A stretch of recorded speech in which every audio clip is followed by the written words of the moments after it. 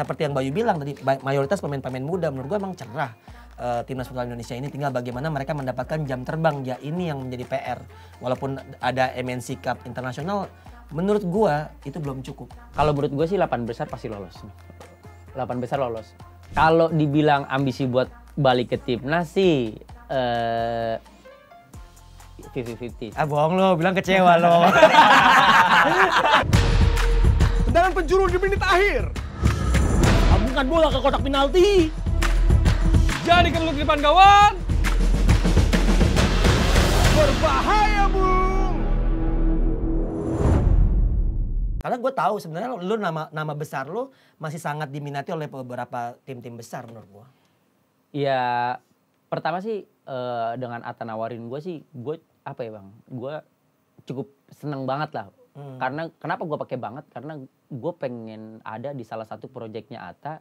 Emang bener-bener dia pengen bawa Pendekar ini juara gitu. Kenapa gue bilang dia pengen juara? Ya dia nggak main-main datengin Ricardinho. Dan nextnya mungkin bakalan pemain-pemain yang terbaik juga yang dipilih oleh coach berikutnya nih yang bakalan ada gitu. Al Ghazali, apa anak Madani. Jadi gue sempat nanya juga sama Atta. Gue masuk dalam skema pemain iya. apa skema coach nggak gitu. Kalau nggak kalau cuman Bro Atta mau doang ya ngapain gue ada di situ gitu bang. Dan ternyata memang ya coachnya sendiri tersebut, yang udah Dires Mesek dan emang ya pendekatan kedua ke gue juga ya bagus sih. Jadi ya gue harap dengan gue pilihnya ke Pendekar ya ini salah satu pilihan yang tepat lah. Mudah-mudahan buat gue gitu. Coba gue pinjam handphonenya. Tapi lu pribadi masih ada ambisi gak sih bang buat balik ke timnas? Kalau dibilang ambisi buat balik ke timnas sih 50-50 sih. Ah bohong lo, bilang kecewa lo.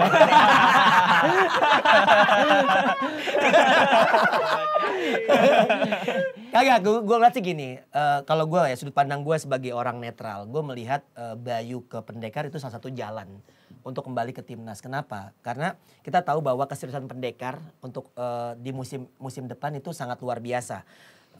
Dengar-dengar Elisandro juga, ya. Panggilan yayangnya Eli. Tapi nggak pakai Sugigi. Bukannya ya? dia udah meninggal bang? Elizabeth itu ya? Wah beda, ya Allah. Ya Allah, dark joke. Aduh dark joke. Aduh gede banget. Aduh, mohon maaf fans Inggris. Ya. Football come home. Nah mungkin gue ngeliatnya dari situ sih. Dari sisi bagaimana ambisi klub akan sejalan dengan ambisi pribadi dari seorang Bayu Saptaji. Tapi gue melihatnya gini, ada simbiosis mutualisme antara Pendekar dan juga BBS, yaitu dari segi digital. Dari segi digital juga penting, baik. Gimana juga, kalau gue ngobrol sama Atta, waktu itu Atta bilang bahwa pemain dengan follower terbanyak, pemain futsal dengan follower terbanyak tuh ada di Pendekar. Yaitu si Ricardinho dan juga lu. Tapi kalau Atta kemarin sempat debut, Atta paling banyak. Itu langsung sedunia. Langsung sedunia kan gitu. Makanya gue DM Atta, bro aku jangan gitu loh. Nanti biar gue masih nomor 2 deh. Dan lo akan bermain bersama Ricardinho. Lo pernah ngelawan, terus kita tahu bahwa Ricardinho sangat well attitude, sangat luar biasa, ngerubah futsal Indonesia dari yang orang nggak terlalu ngelihat sekarang jauh lebih kelihatan. Apa yang lo siapkan untuk bisa main bareng legenda futsal dunia? Yang pertama sih gue nyiapin secara fisik ya bang, apalagi ya gue pengen ngasih yang terbaik di Pendekar ini gitu bang. Ya mungkin halangan ya selalu ada kan bang, pasti kan hambatan mau ya di jalan mau nantinya kayak gimana, cuman ya gue berusaha nampilin yang terbaik lah buat Pendekar.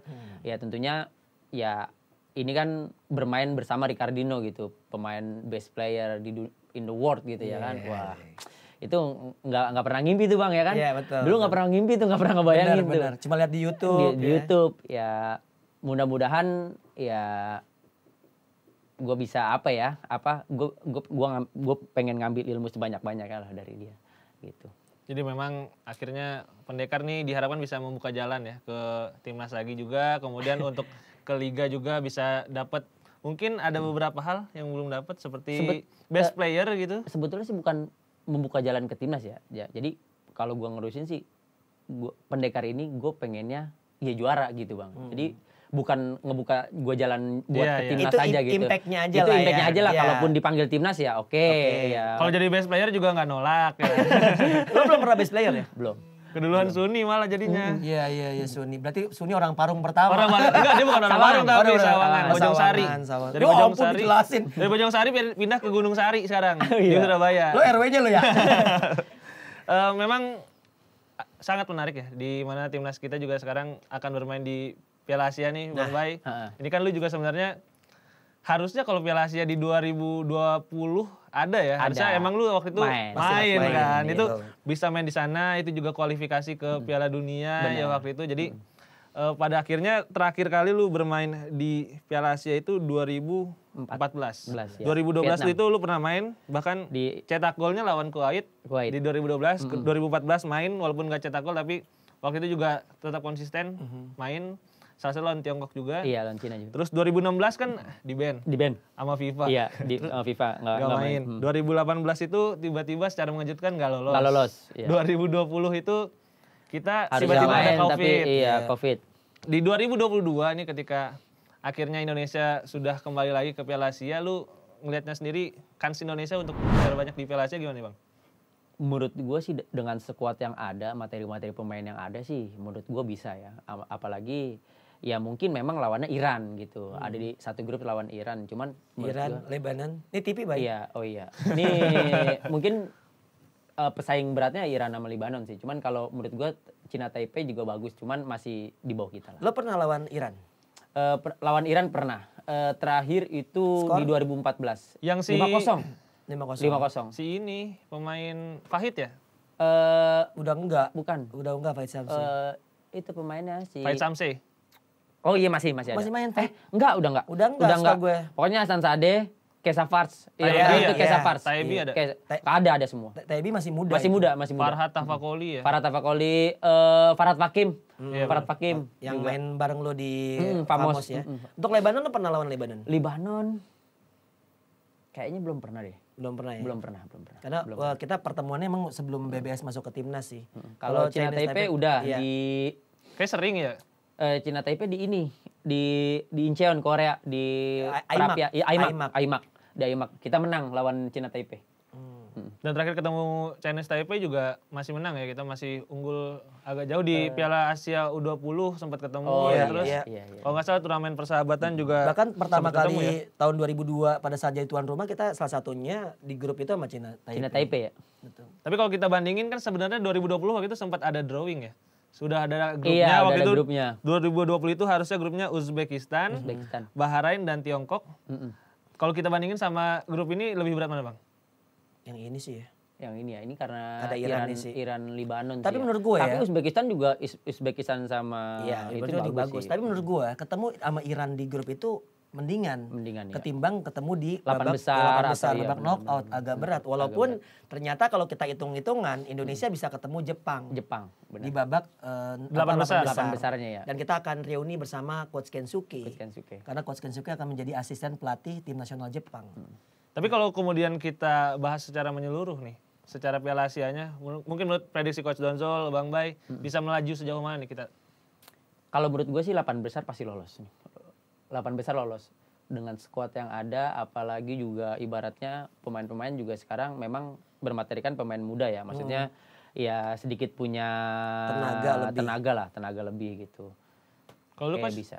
Ya, yang pasti sih gini, kita bicara pertandingan pertama ketemu Iran. Poin utama dari lawan Iran menurut gua kita harus inilah ya ngukur kemampuan lah ya. Karena kita masih punya sisa pertandingan lawan Lebanon dan Cina Taipei. Gua rasa kalau kita mau bikin kejutan di Iran juga berat. Mendingan fokus aja di 2 pertandingan untuk kita bisa memenangkan pertandingan. Tapi bukan berarti lawan Iran kita kalah banyak. Iya, karena kan kita grouping lepas kan gitu itu ya. sangat penting. Benar. Tapi di satu sisi yang khawatirkan adalah pada saat di babak selanjutnya. Yaitu pada saat kita menghadapi antara Jepang dan Thailand kalau nggak salah. Vietnam. Oh sorry, Jepang Vietnam. Jepang Oh, dan Jepang, Vietnam. dan Itu grupnya Korea Selatan, Jepang, Vietnam, Korsel ya. Korsel. ya kita kalau misalnya kita mau lawan Vietnam ya udah pasti kita juara grup gitu kan. Tapi kayaknya itu akan sulit sama kayak Vietnam juga sulit menghadapi Jepang. Kemungkinan kita akan menghadapi Jepang dan ini menurut gua do or die. Kalau kita bicara apakah kita di bawah Jepang jelas dari ranking bukan FIFA ya tapi itu apa namanya? Futsal World Ranking. Futsal World Futsal Ranking World juga kita di Ranking. bawah mereka. Tapi memang nggak ada pilihan lain, kita harus bisa berani mengalahkan Jepang. Cuma seberapa kuat kita menghadapi Jepang itu yang masih menjadi kekhawatiran gue menurut gue. Bukannya gue pesimis, tapi gue justru realistis di satu sisi.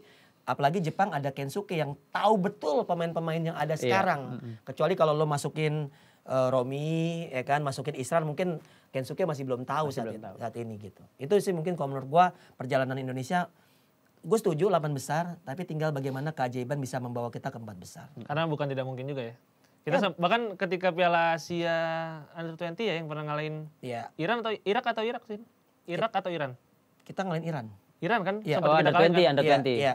Tapi memang kalau di kelompok umur setiap negara memang unik ya. Kadang juga bukan tim terbaik yang dikirim atau kayak gimana. Tapi buat gue pada saat mengalahkan Iran itu sebuah sejarah, apalagi di level junior. Dan kita menurut gue masa depan ini memang seperti yang Bayu bilang tadi, mayoritas pemain-pemain muda. Menurut gue emang cerah. Timnas futsal Indonesia ini tinggal bagaimana mereka mendapatkan jam terbang. Ya ini yang menjadi PR. Walaupun ada MNC Cup internasional, menurut gua itu belum cukup. Karena kualitasnya pasti akan berbeda dengan yang Thailand dapatkan atau mungkin negara-negara lain dapatkan. Bahkan Vietnam kalau nggak salah ke Spanyol ya. Vietnam ke Thailand juga, ketemu Thailand, sama Mozambik, Maroko, kemudian Iran. Iya, betul. Jadi memang persiapan juga jadi hal yang sangat penting ya. Iya, Tapi betul. kalau dibandingin Bang Bay, dengan persiapan Piala Asia 2012 dan Piala Asia 2014 saat itu persiapannya kayak gimana sih? Ya perbedaannya sih ya kita memang dari dulu tuh nggak ada nggak ada Uji coba. internasional. Bedanya kayak gitu. Terus juga ya secara materi pelatih kan masih, kalau dulu kan pelatih lokal. Kan? Masih pelatih lokal. Kalau sekarang kan pelatih asing. Kayak kemarin Coach Kensuke yang lolosin kan. Terus sekarang juga ada Coach Hasan Sade nih. Ya kita tinggal lihat lah. Karena menurut gua ya memang kalau pelatih luar itu ya mungkin menambah kepercayaan diri para pemain sih. Gitu, itu aja sih sebetulnya. Jadi pelatih lokal kurang. Bukan. Waduh. Kan gue pelatih lokal juga, walaupun agak bule. Agak mirip-mirip Coach Yori. Yori yang mirip gue. Enggak, tapi gue bilang gini, Bay. Kalau soal statement lo tentang pelatih asing, ini gue amini ya apa yang Bayu bilang. Memang ada perbedaan dari segi detail. Iya betul, detail. Sama etos kerja Etos mungkin. kerja, iya. Kalau mungkin kalau pelatih luar tuh enak Luar mana nih? luar Batang, luar Batang Jakarta Utara. Pelatih luar enaknya gini, mereka fokus. Karena ya keluarganya kan ditinggal. Iya. Ya kan nggak dibawa. Kalaupun dibawa ya paling ya mereka hidupnya cuma ngelatih aja. Iya, Nah, ngelatih besar. kalau pelatih lokal mungkin ada kerjaan yang ditinggalkan, ada keluarga yang ditinggalkan, Iya. tapi masih bisa reachable gitu, masih bisa ketemu segala macam. Menurut gue itu akan sangat membedakan. Sama juga mungkin gajinya ya beda ya. Iya. Karena kan pasti kan. Iya, jadi kalau- fokusnya juga beda. Iya, kalau pelatih lokal kan ya gajinya pakai makasih ya. Iya. 2M. Sama-sama. Makasih Mas. 2M makasih Mas. Oh pantesan gak ngelatih lagi Bang. Iya aduh. Oh ini salah satunya. Enak di YouTube. Tapi bener sih. Pakai benar. Dulu juga pelatih ada tuh dulu yang pelatih. Sekarang di YouTube mulu. Siapa tuh? Ya itu tuh. Pelatihnya Bayu. Kakaknya Coach Donzo. Itu awal-awal Bang Bay juga Yoi, sama itu. awal Bayu. Tapi Bayu emang dulu selalu dekat sama pelatih. Kecuali? Enggak. Gue gak nyari punchline, gue gak nyari ini. Dia selalu dekat sama pelatih-pelatih yang emang dari dulu Naim gitu ya. Himalaya tuh ya. Himalaya. Sama gue juga deket, dia dulu pernah DM gue di Facebook. Minta Lu balas ini. nggak tapi? Gue baca, gue udah gak buka Facebook dulu. Tapi emang bisa dibilang perjalanannya karir Bayu, gue rasa Coach Justin sangat berjasa ya. Karena dia yang membawa Bayu di tim nasional dan termasuk cepat sih. Dari pemain Tarkam di daerah-daerah Depok dan sekitarnya, tiba-tiba jadi pemain Liga Pro dan jadi pemain timnas. Balik lagi soal timnas nih di Piala Asia Bang Bay. Menurut lu secara skuad gitu, apakah skuad yang sekarang lebih baik dibandingkan skuad 2014 dan atau skuad ini merupakan skuad yang terbaik bahkan selama timnas ini ada? Kalau menurut gue sih agak berbeda ya, karena kalau pemain-pemain di era gue dulu itu emang pemainnya banyak senior, tapi memang mempunyai pengalaman yang cukup bagus lah gitu. Mungkin dulu kan kita belum pernah bukannya minim taktik, tapi kita belum pernah merasakan atmosfer di pelatih-pelatih asing kan. Jadi pengalaman yang kita dapat ya cuma dari gitu-gitu aja. Kalau sekarang kan udah banyak pelatih asing, di liganya juga udah banyak pelatih asing. Terus juga dilatih sama ya kemarin Kensuke aja udah berapa tahun, coach Vic Herman segala macam. Jadi ya tambah berkembang dengan apa ya? Ya memang kalau secara skuad sih ya kalau dijelasin siapa yang terbaik itu agak berbeda gitu. Nggak fair lah kalau kita Nggak bisa apple to apple iya, juga nggak ya. bisa apple to apple. Cuman ya menurut gua dengan skuad sekarang sangat menjanjikan lah gitu buat lolos ke 8 besar next round. Iya, karena menurut gue futsal pun jauh lebih berkembang. Iya, Bahkan betul. 3 tahun terakhir pun 3 jauh tahun lebih terakhir, berkembang. benar. Sampai menurut gue ya, semua pertandingan yang ada di liga futsal profesional itu memainkan taktikal yang sangat luar biasa menurut gue. Tinggal bagaimana kualitas individu pemain yang akhirnya membedakan dari segi decision makernya, dari segi kemampuan finalisasinya, itu yang membedakan. Itu aja sih, Ja. Kalau soal lu mau comparison antara 2014 dengan 2022 sekarang, tapi gue melihatnya ya akan sangat berbeda. Pemain-pemain yang dulu tidak mengenyam taktikal yang up to date. Karena itu tadi tidak dibawa oleh pelatih-pelatih asing yang Bayu bilang. Sedangkan yang sekarang informasi itu gampang sih. Bahkan pelatih-pelatih lokal juga bisa belajar dari mana aja. Bisa belajar dari YouTube yang memang katakanlah memberikan informasi tentang tactical, atau mungkin belajar langsung sama orang-orang yang dari Spain atau dari Brazil lewat Zoom atau seperti apapun yang bisa mereka lakukan. Dan ini merubah cara main pemain-pemain di Indonesia pada khususnya. Dan gue ngobrol sama Hami agak takut sebenarnya dengan perkembangan Indonesia. Thailand agak takut dengan perkembangan Indonesia. Dan itu juga sih, gue baca dari banyak netizen futsalnya Thailand gitu. Katanya emang mereka Lu artiin tuh. ada yang bahasa Inggris dong. Oke. Ada yang bahasa Inggris Oke, dong. oke. Kalau gue bisa bahasa Thailand, gue jadi penerjemahnya Itu Mas Hami. dia. Baru pengen coba bawain pakai bahasa Thailand. Kap.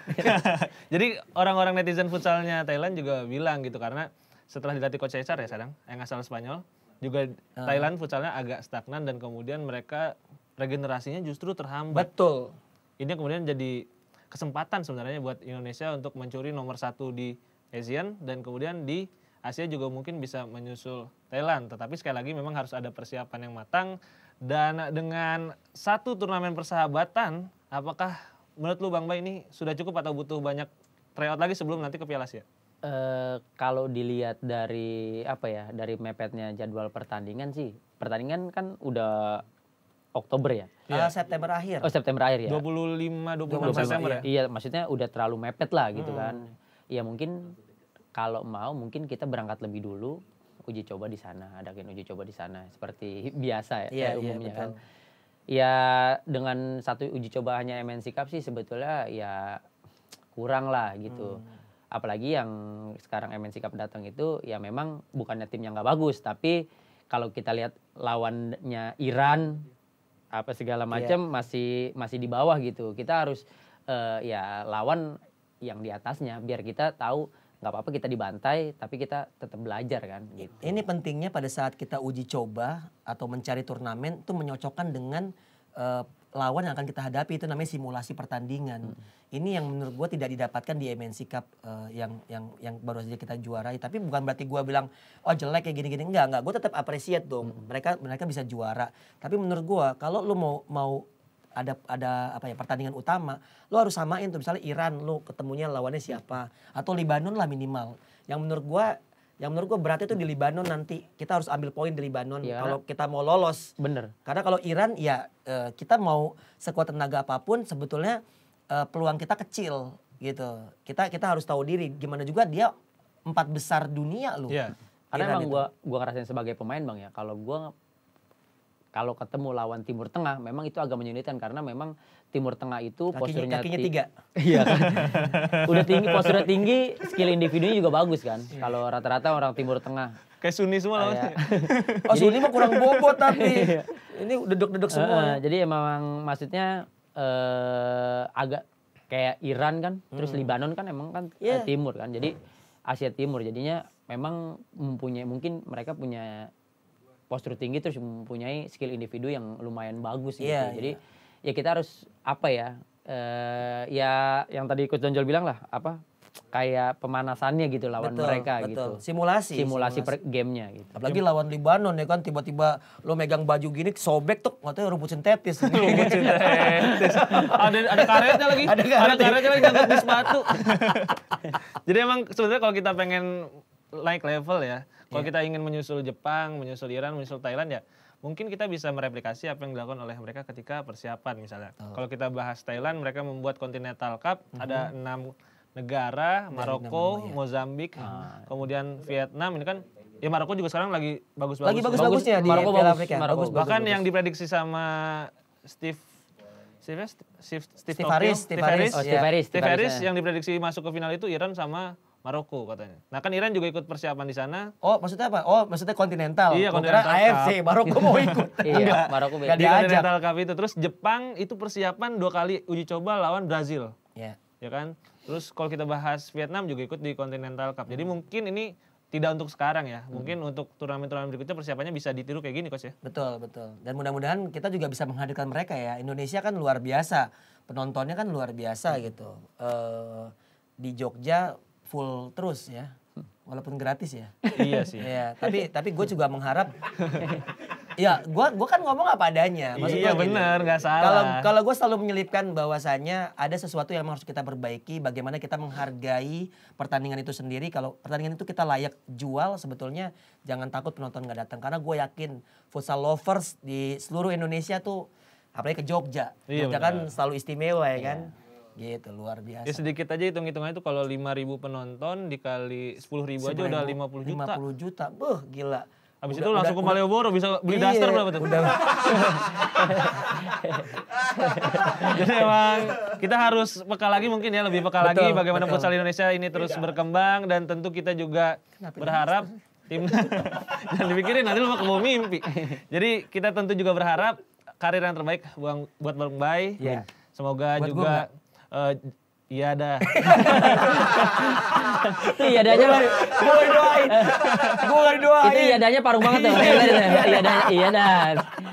Kita tentu berharap Bang Bay bisa recovery sepenuhnya ya, tidak cedera-cedera lagi. Amin. Coach Donzol juga karirnya semakin menanjak. Iya. Timnas futsal kita juga semoga mendapatkan hasil yang terbaik Amin. di Piala Asia. Terima kasih Bang Bay, terima kasih Siap. Coach Donzol, terima juga. kasih juga untuk para pemirsa yang terus setia menyaksikan Berbahaya Bung Futsal. Sampai jumpa di episode berikutnya.